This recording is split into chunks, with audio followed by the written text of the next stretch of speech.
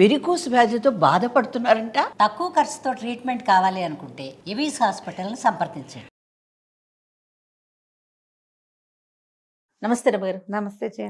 రమగారు, 40+ cross అయిన వాళ్ళు ఖచ్చితంగా ఈ నియమాలు పాటించటం మంచిది అనుకునే మీ పాయింట్స్ ఏమైనా ఉంటే చెప్పండి.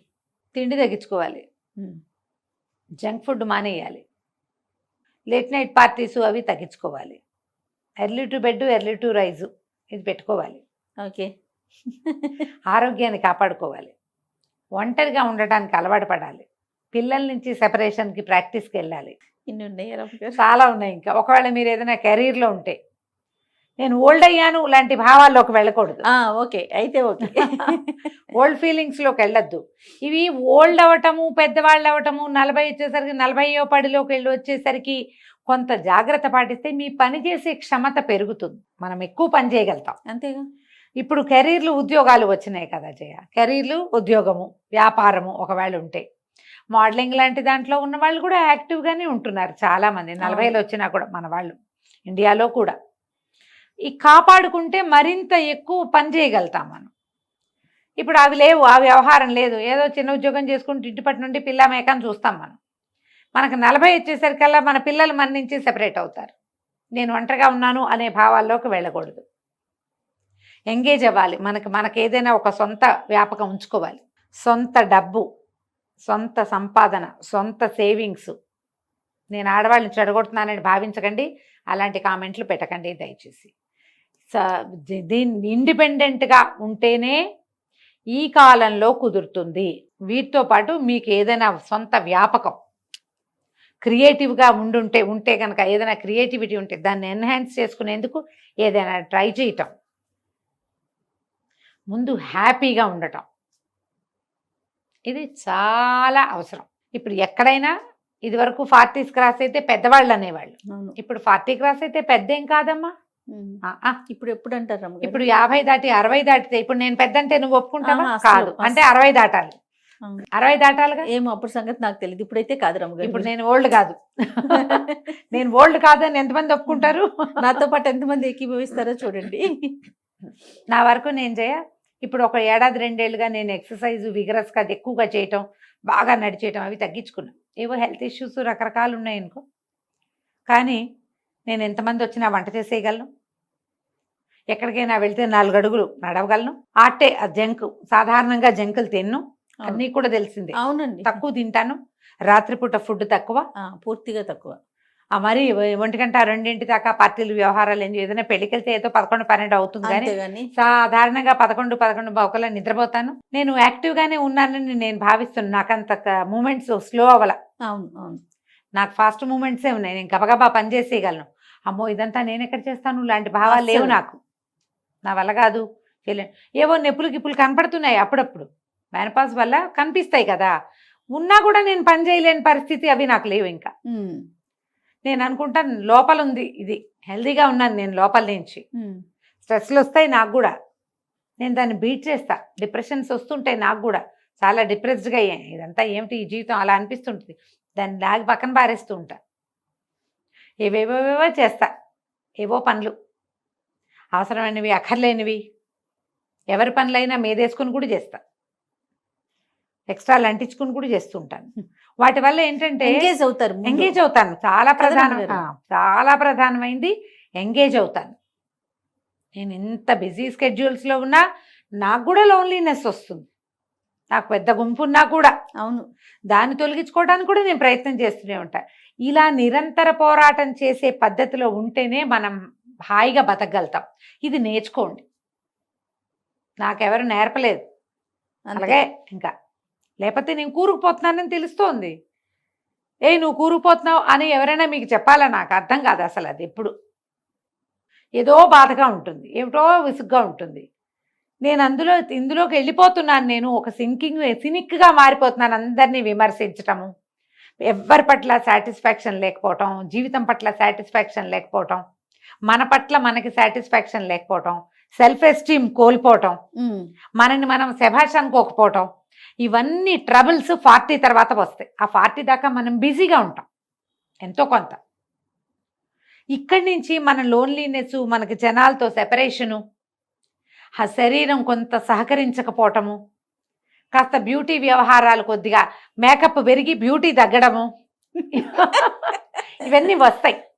ఇవి వచ్చినప్పుడు మనం ఏం చేస్తామంటే మన మీద మనకి సాటిస్ఫాక్షన్ పోతుంది.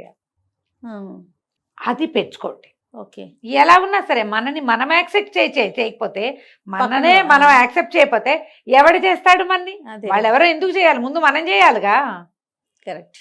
మనని మనం శభాష్ అనుకోవాలి. వెరీ గుడ్, నేను బాగా చేశాను అనిపించాలంటే నువ్వు బాగా చెయ్యాలి ముందు. అది ఏమైనా చెయ్యాలి. ఇది చేయకపోతే కష్టమేనమ్మా. చేయకపోతే మనం బయటపడలేము వీటిలలో నుంచి. ఎందుకంటే మనకి సమాజాలు చిన్నవి జయ. అవునండి. నేను ఎప్పుడు ఈ మాట చెప్తూ ఉంటే జయ లోపల ఎలా ఉంటుందంటే ఏదో నొప్పిగా ఉన్న ప్రాంతాల్లో మళ్ళీ కొడుతున్నట్టు ఉంటుంది. ఇక్కడ మోచేతి మీద దెబ్బ ఉంది, అక్కడ మళ్ళీ దెబ్బ తగిలితే ఎలా ఉంటుంది? అలా అనిపిస్తుంది నాకు ఈ మాట చెప్పటానికి. మనకి మన అమ్మా నాన్నలకి మనం ఒకళ్ళే ఇద్దరే పిల్లలుగా మనం కూడా ఉన్నాం. కొంతమంది నా ఏజ్ ఉన్న వాళ్ళు ఉన్నారుగా. మీకు కజిన్స్ తక్కువ, అందరికీ ఒక్కొక్కళ్ళు ఇద్దరిద్దరు. మధ్యలో ఈ కరోనా దౌర్భాగ్యం వచ్చి కొన్ని పోయినాయి టికెట్లు, జనం తక్కువ. ఫ్రెండ్ సర్కిల్ మెయింటెనెన్స్ అందరి వల్ల కాదు, ఫ్రెండ్స్ తోటి కూడా తూతూ మేమే అనుకుంటూ ఉంటారు. ఒకళ్ళనొకళ్ళు యాక్సెప్టెన్సీ పోయింది. ఎప్పుడైతే మనం పాండమిక్ చూసామో జయ, ఇతరులని భరించటం అనేదే పోయింది మన దగ్గర. ఇప్పుడు అలవాటు పడిపోయిందంట. ఇప్పుడు లోన్లీనెస్సే కాదు, అవతల వాళ్ళలో తప్పులు ఎంచడం మనం ఎక్కువగా చేస్తున్నాం. ఎంతసేపు తప్పులు ఎంచుతాం. అవును. అప్పుడు ఎవరుంటారు మనకి మనమైనా ఉండాలిగా. అంతేగా కదా. మనుషులు ఉంచుకోండి. 40 దాటాక ఫ్రెండ్షిప్ చేయండి. ఇది ఒకటి నేర్చుకోండి. మీకంటే చిన్నపిల్లల్ని చూసుకోండి, వాళ్ళు యాక్టివ్గా ఉంటారు, మనం వాళ్ళతో పాటు లాగేస్తాం. నాకు అలాగే ఉన్నాయి టికెట్లు, చిన్నవి చిన్న ఫ్రెండ్స్. వాళ్ళతో మాట్లాడుతూ ఉంటే మనం ఇంకొంచెం యంగ్గా అవుతాం. అవును అవును. మన ఏజ్ ఫ్రెండ్స్ మనకి ఎలాగ ఉంటారు? మన క్లాస్మేట్లు, కజిన్స్, క్లోజ్ కజిన్స్ ఉంటారు. వీళ్ళతో పాటు చుట్టుపక్కల ఇళ్లలోనో ఏ ఫేస్బుక్ ఫ్రెండ్సో యంగ్స్టర్స్ అనగానే ఎక్కడికో వెళ్ళిపోద్దామా. కొంచెం మోతాదుగా ఉండి ఉంచుకోండి ఫ్రెండ్షిప్. ఎవరితోటైనా కబుర్లు చెప్తూ ఉంటే అప్పుడు అన్నీ బాగుంటాయి. నేను ఎప్పుడో చూసాను గుడ్డి సినిమా. గుడ్డి తెలుసా నీకు? ఎవరికి తెలీదా? అందరు చూడండి, నా ఫేవరెట్ సినిమా. తెలుగేనండి కాదు, హిందీ సినిమా. జయబాదురి యాక్ట్ చేశారు అందులో. జయబాదురి అప్పటికి చాలా యంగ్, ఆవిడ మాకంటే చాలా సీనియర్ కదా, చిన్నపిల్ల. అందులో ఒక ప్రార్థనా గీతం ఉంటుంది. సబ్కో మన్కో శక్తి దేనా మన విజయ్ కరే దూసరో కే జైసే పెహలే ఖుద్ కో జై కరే. ఇది ఆ పాట. అపని మన్కో శక్తి దేనా మన విజయ్ కరే, మన మనసు విజయం చేయాలి. ఈ పాట ఎంత బాగుంటుందో, నేను అసలు బాగా పాడలా, ఎంతో బాగుంటుంది. ఆ 2 వాక్యాలు నాకు చాలా చిన్నప్పటి నుంచి ఇష్టం. నాకు హిందీ వచ్చిన అర్థమయ్యే నాటికి చూసిన సినిమా అది. ఎవరినో జయ కాదు, ముందు నీకు జయకారం చేసుకో. నిన్ను నువ్వు శభాష్ అనుకునే లెవెల్లో నువ్వు ఉండు. అంతే. నువ్వు ఏడ్చినట్టుండి ఏదో ఒకటి చేసేసి శభాష్ అనుకోవద్దు.